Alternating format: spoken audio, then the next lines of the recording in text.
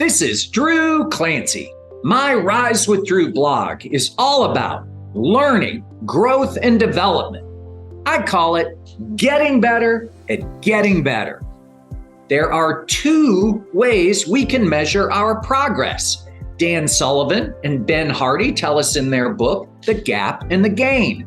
The first way is to compare where we are now against our ideal. Our ideal is where we wish we were. It shows up as a hope or an expectation. Many times it's a comparison with something or someone else, like their house is bigger or nicer than my house. When we measure our progress this way, we are living in what Dan calls the gap.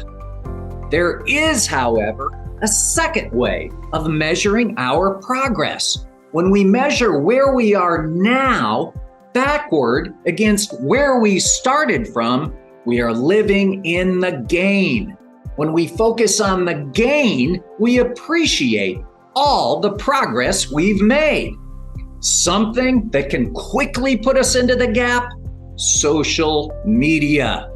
Dan and Ben write, billions of dollars are spent every day to subconsciously manipulate our identity, our desires, and our behaviors.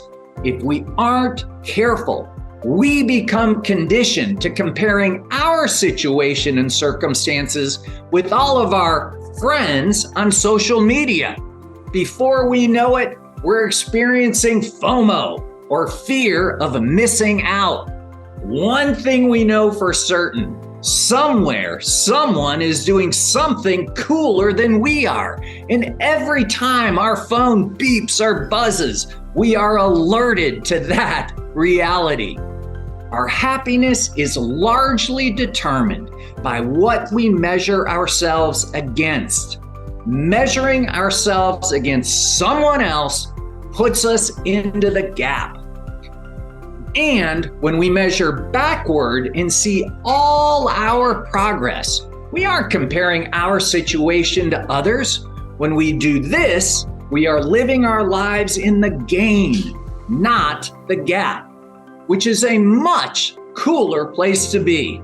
I hope you have a great weekend. You can find other posts like this one at risewithdrew.com.